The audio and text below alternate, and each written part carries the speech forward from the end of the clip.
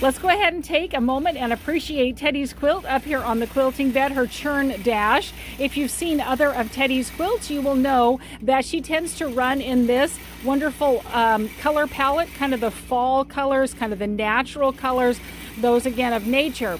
And let's go ahead and take a look. I only want to bring you tips that are going to help you with your quilting. So let me help you here with the tip that I'm going to share about Teddy's quilt. She has pieced the backing. You can see there's all three pieces right here.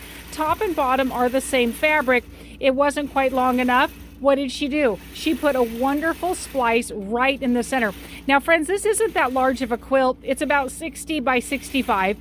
But if it had been a really large quilt, here's a way you can handle it. You can cut your fabric, whether it be in the center or 10 inches from the bottom, whatever you want to do, and put yourself a big old swath of fabric in it. It can be amazingly coordinating fabric, like she did right here, or it could be totally different fabrics that maybe go along with the quilt. Maybe it would have been like a piece of this border fabric in here, some of the sashing, one of the pieces of the blocks that are in it, whatever you have that you want to incorporate into the backing.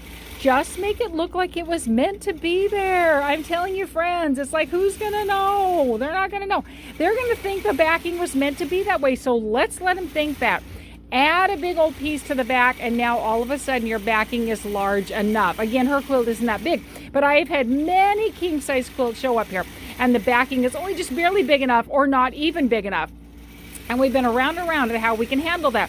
If the backing was, if the quilt itself was, let's say 100 inches and the back is 108, that does not give me enough leeway. I need a little bit more than that. So what could you do? You could splice the back someplace and put a big old piece or even a 10-inch piece or a 12-inch piece in there.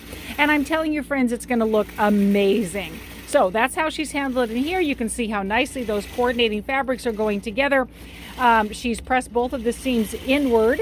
So I think that's a great way to go. And I have worked hard to balance the quilt so that it's ending up about halfway. So the center of the quilt is about halfway into her splicing, and so the backing is all going to balance top to bottom. It didn't have to be that way. She said whatever's going to work is going to be fine, but I tried to balance it as best as I could. So something to be aware of when you need to add to the backing. I hope this tips helps you. Please take a like to this and follow along and send this on to more people so they can improve their quilting as well.